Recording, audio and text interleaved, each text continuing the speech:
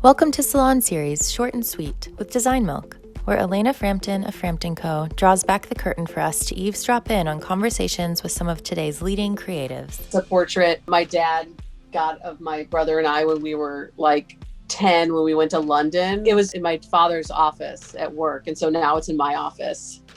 I love that. I have a portrait of my grandmother when she was 40, and I have it next to a portrait of myself when I turned 40. And I love that kind of historical sense, along with all the nostalgia and all the stories. I was thinking about sort of the first time I saw your work and interacted with you. I think it was at Sight Unseen. You had a selection of planters and tables. I remember stopping at your booth like the longest, and I really enjoyed meeting you. And I think I just bought the table. I just felt like I had come across something very special and with a point of view that I hadn't seen before. You're definitely a standout in the marketplace. Your work is different. Can you share a little bit about your approach to the design process and like how you arrived at this like massive business, basically? Well, it takes interior designers that want to take a risk on ceramic furniture. So I would commend your vision too in that. It's a marriage of like interior designers seeking out a solution, something more interesting or different in the marketplace to satisfy not only like their innovation in design, but also their clients' push to find something that's unique. I also think that building ceramic furniture is not always that easy. The fact that we can design, engineer everything in-house and have those capacities has been really, really amazing. Being an artist really helps me a lot, especially mentally. Parts of my practice can be really commercial. There's something very satisfying about that, having a populist side of my practice and having another side of my practice that is more discerning and more conceptual. I really enjoy satisfying clients, but I also like to satisfy my ideas when it comes to fine art. Like I don't want anyone to tell me what to make in the fine art world.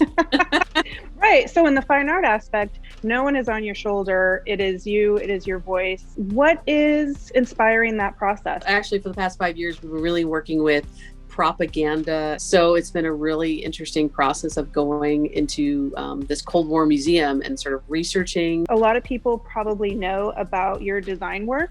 And they are familiar with that, or people are familiar with the artwork. On top of that, you are a business person. You also have employees who have a range of skill sets also. So how do you sort of navigate all those layers? Yeah, I mean, it's the combination of the entrepreneur, the manager, and the technician. I always want to get back to being a technician because that's the person that's like making the work, that's carving, that's spending hours painting. I don't think I'm able to flip that quickly, like you're saying. For me, all those things are such a different facet and take such a different sensibility. I do my best to try and allocate different days, and that's kind of how I juggle. I love that. Those parts of me, and to ensuring that I'm fulfilled artistically. Do you feel like you have a flow with balancing the art and the practice of what you need to do? You know, I get great satisfaction and fulfillment when I watch my team build. I stay late twice a week. I stay till midnight. That's so hardcore.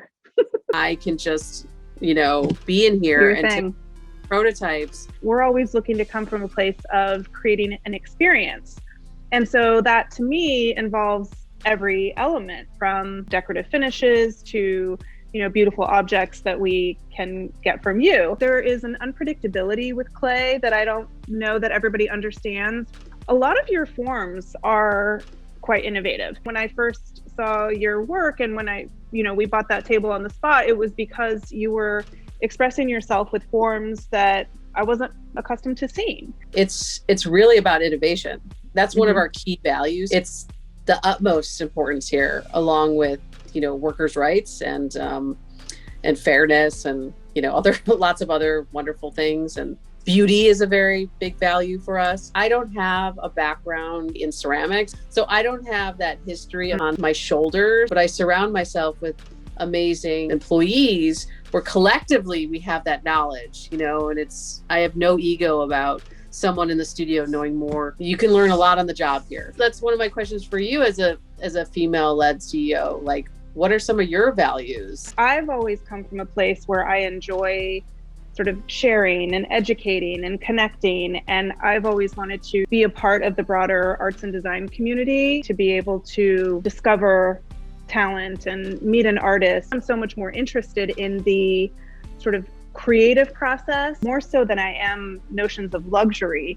I feel like we bring a different sensibility to our projects and also our client relationships, because we're introducing them into a whole different world. And I could see that really through your Hamptons location. To have that space that's all you and your exhibition, and it fuels, like, you don't have to please a client necessarily. Having the Bridgehampton space allows me, as you're saying with your fine art, I can create and I can express without anybody on my shoulder.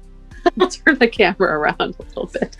This is my little office. It's got all my son's ceramics. It's my first ceramic piece I've ever made when I was in Girl Scouts. This is our studio. I have this little carved out section over here for my artwork.